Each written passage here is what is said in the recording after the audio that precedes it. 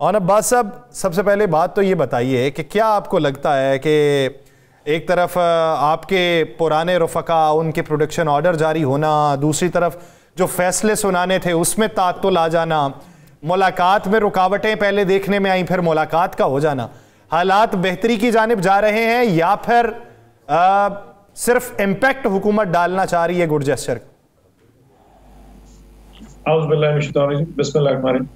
मेरे ख्याल में इसमें ना हवाओं का रुख भी थोड़ा तब्दील हो रहा है जी। अगर आप देखें जो सेनेट एजाज चौधरी साहब का प्रोडक्शन ऑर्डर है, इसका हुकूमत से कोई ताल्लुक नहीं। ये मुसलसल पिछले 1.5 साल से एक सेनेटर जेल में है और हम बारहा हुकूमत से रिक्वेस्ट कर चुके हैं। और इस वक्त नहीं, जो पिछले चेयरमैन सेनेट थे उनको भी कहा था कि जी आप क्लियर कर, लेकिन अनफॉर्चुनेट ना उन्होंने किया।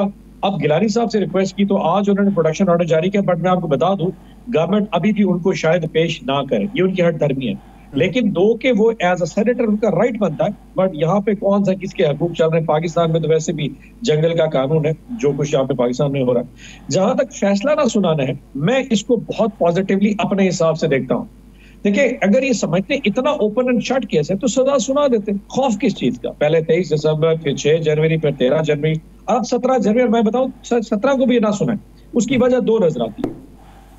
इनके ऊपर जो एक पॉलिटिकल इंटरनेशनल प्रेशर आ रहा है, जो इन्होंने एक ड्रामा किया, एक नैरेटिव बिल्ड किया कि जी हम इमरान खान साहब और पाकिस्तान तहरीक इंसाफ के साथ पॉलिटिकल एंगेज कर रहे हैं। अगर ये सजा सुना देते हैं तो वो इनका नैरेटिव किल हो जाएगा। भाई आप तो कह रहे हैं आप एंगेज करें, आपने 10 साल की सजा सुना दी, वो भी ऐसे झूठे केस के अंदर। और अगर ये स्पेयर कर देते तो फिर इनके पास जवाब खत्म हो जाएगा, खान साहब को कैसे रखा जाए। तो ऑब्वियसली 9 मई जैसा हौसला जो फारिग किस्म का केस है उसमें तो रख नहीं सकते। इससे पहले अपना निकाह जो अदर केस है वो खत्म, तोशा खाना खत्म हो चुका है, पीछे बचा तो कुछ भी नहीं है। सो अल्टीमेटली इनको खान को छोड़ना पड़ेगा। दूसरा इशू इनको डर है कि अगर इस स्टूपिड से केस में फैसला कर देते हैं तो इस्लामाबाद हाई कोर्ट में फैसला चला जाएगा। अब इस्लामाबाद हाई कोर्ट और सेशन कोर्ट पिंडी में बड़ा फर्क है। वहां पे फैसले डिक्टेट होते हैं, अंदर अंदर जो कुछ कोर्ट लग पड़ा है डयाला जेल में हो रहा देखा जाए। हाई कोर्ट के अंदर सवाल होंगे, जवाब होंगे, वकला होंगे, सहाफी होंगे, चीजें रिपोर्ट होगी। शायद इस झूठ को इस तरीके से ढकोसले को छुपाना मुश्किल हो जाएगा। सो अल्टीमेटली अब वो खौफ में है कि फैसला अनाउंस करें या ना करें और इसी तरह किसी चीजों को लंबा किया जाए। सो अल्टीमेटली मुझे लग रहा है कि अब ये प्रेशर को फील हो रहा है और ये किसी तरीके से सिर्फ ड्रैग कर रहे हैं। इतना असर कर सकते हैं 1.5 साल के बाद? I am not sure, but I can tell you that I feel today कि आज मुझे फील हो गया कि ये बहुत शदीद प्रेशर में गवर्नमेंट और ये मुज़ाकरात का जो जितना भी अरसा ये चला सकते हैं चलाएंगे। अदरवाइज हमारी तो कंडीशंस बड़ी क्लियर है कि हजूर वो दो चीजें जुडिशल कमीशन बनाइए 26 नवंबर का और 9 मई का, और जो पॉलिटिकल प्रिजन पे केसों को रोक दीजिए और जो वहां पे कोर्ट से फैसला आएगा हम उसको एक्सेप्ट कर लेंगे। आई एम श्योर कि उनको सेंस ऑफ फेयर इतना है कि जुडिशल कमीशन बनाते हैं तो जुडिशरी अगर इनके हाथ से निकल गई, जो कि अल्टीमेटली सुप्रीम कोर्ट के जजेस को शायद कंट्रोल करना इतना इन पे ना हो, तो आई थिंक ये फेयर उनको जुडिशल कमीशन ही बनाने देगा। और अगर पॉलिटिकल प्रिजन की बात है, खान साहब रिहा होते तो शायद मुझे तो हुकूमत 2 दिन भी चलती नजर नहीं आती। सो मुझे नहीं लगता शायद हमारे मुतालबात भी मानेंगे, बट एनीहाउ लेट्स सी। अच्छा अब्बास साहब, मुझे ये तो बताइए, मुज़ाकरात क्या आप उसमें कोई ब्रेक थ्रू देखते हैं? सर दोबारा सवाल रिपीट कीजिएगा। मैंने क्या मुज़ाकरात में कोई ब्रेक थ्रू देखते हैं?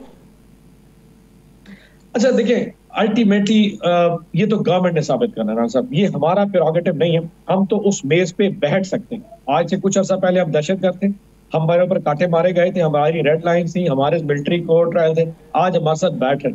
सो हम बैठ जाएंगे, लेकिन ये तो गवर्नमेंट ने बताना। देखिए, मुज़ाकरात फॉर द सेक ऑफ मुज़ाकरात तो नहीं होने ना, उसमें से कुछ निकलना चाहिए। कुछ TORs हमने तो बता दी, अब गवर्नमेंट भी बता देगी वो किस TORs पे बात करना चाहती है। लेकिन अगर उस TOR का मकसद ये है कि खामोश हो जाए, चुप हो जाए और तब सारी चीजें, ऐसा नहीं होने लगा।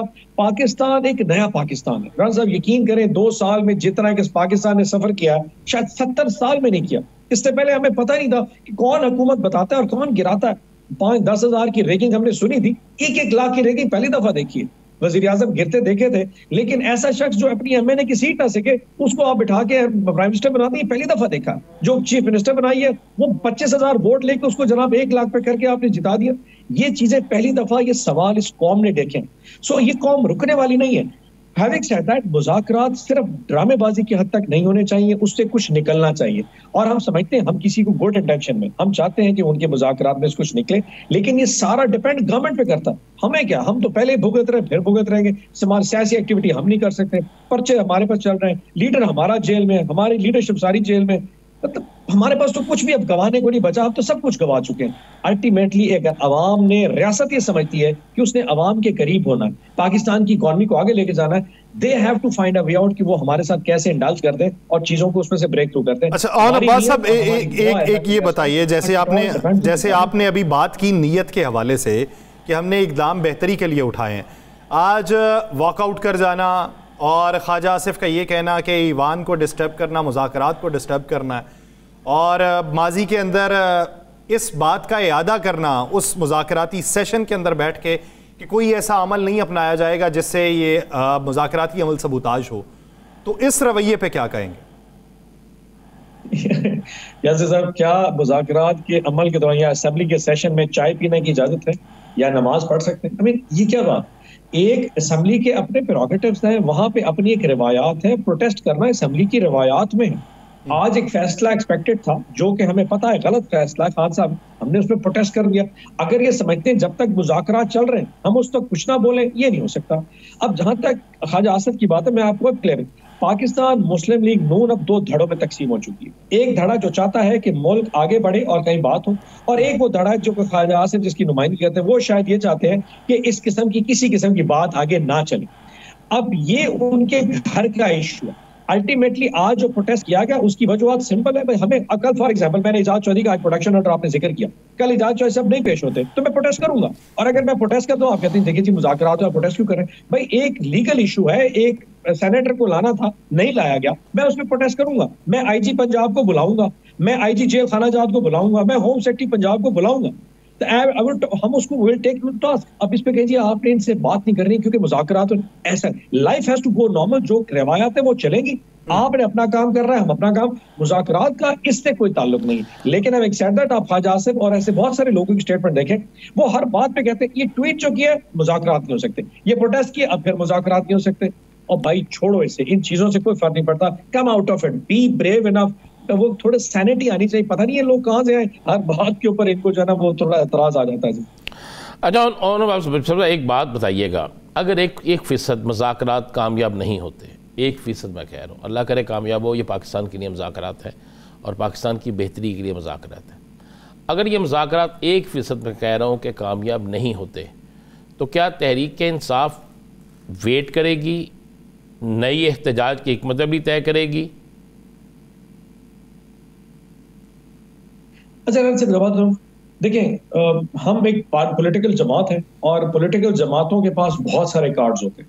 आपको जैसे पता मुज़ाकरात काम नहीं है तो पहला हमने कार्ड अपना बता दिया है, वो है ओवरसीज पाकिस्तानी का, कि वो तरसेलात जो पाकिस्तान भेजते हैं हम उनसे कहेंगे। लेकिन यहाँ पे मैं रोकता हूँ, हुकूमत दावा, मैं यहाँ पे रोकता हूँ आपको, हुकूमत दावा कर रही है कि पहले से ज्यादा बाइट से रकम आई है, हुकूमत का ये दावा है। अभी तक खान साहब ने इसके ऊपर क्लियरली अपना स्टांस नहीं दिया। उन्होंने 31 जनवरी की तारीख दी, उन्होंने कहा जब तक मुज़ाकरात चलते हैं हम इस चीज को अपनी जगह पे पेंडिंग करते हैं। हैविंग सेड दैट, ये याद रखिएगा कि पाकिस्तान में दो किस्म की रेमिटेंसेज आती हैं। एक रेमिटेंस आती है उन लोगों की जो वहां पे डेली वेजेस पे काम करते हैं, जो अपने घरों में अपनी फैमिलीज को पैसे भेजते हैं, जिससे उनके घर का चूल्हा है, वो यकीनन कम नहीं हो सकते। वो कैसे हो सकता है अपने घर पैसे भेजे अपनी माँ को, अपने बच्चों को, या स्कूल के खर्चे, इलाज के खर्चे, वो नहीं रोके जाए। एक वो पैसे हैं जो पाकिस्तानी यहाँ इन्वेस्टमेंट के लिए भेजते हैं, जिससे पाकिस्तान का आपका जो हाउसिंग सेक्टर है वो चलता है, आपका कंस्ट्रक्शन बिजनेस चलता है, आपकी और बहुत सी इन्वेस्टमेंट्स हैं। वो है असल जिसकी वजह से आपके ऊपर असर आएगा। और अगर खान साहब कहेंगे तो शायद ओवरसीज पाकिस्तानी वो इन्वेस्टमेंट बेस्ड मनी शायद ना भेजें, और ऑब्वियसली उसकी डेट खान साहब ने 31 तक कह दिया है कि हम 31 तक देखेंगे। अदरवाइज ये पहला कार्ड। इसके बाद एहतजाज करना, सड़कों पे आना, असेंबली के अंदर गवर्नमेंट के बिजनेस को रोकना, हमारे पास बहुत से कार्ड। अभी तक हमने असेंबली के बिजनेस को नहीं रोका। डू यू रियली थिंक कि 90 मेंबरान कौमी असेंबली को रोकना चाहे तो रोक नहीं सकते? You can not run the business. हम 20 सेनेटर्स अगर चाहें तो 100 सेनेटर्स के ऊपर भारी हो सके, सेनेट को रोक सकते हैं, लेकिन फॉर अ गुड स्पिरिट हम ऐसा नहीं कर रहे। लेकिन अगर हमें निवास के साथ लगाया गया तो हमारे पास ये ऑप्शन भी मौजूद है। और इस तरह पॉलिटिकल पार्टीज के वक्त कितने भी ऑप्शन है, और अल्टीमेटली कुछ नहीं तो फिर सड़क पे भी आ सकते हैं। और डी चौक पे वैसे आपस की बात है, अगर ये गोलियां ना मारे तो फिर डी चौक पे भी दोबारा आ सकते हैं। लेकिन 25 करोड़ आवाम के सामने अगर कोई गोली लेके आ जाए, कौन कब तक खड़ा होगा? बट हैविंग सेड दैट, हम फिर सड़कों पे भी आ सकते हैं, ये ऑप्शन भी हमारे पास मौजूद है।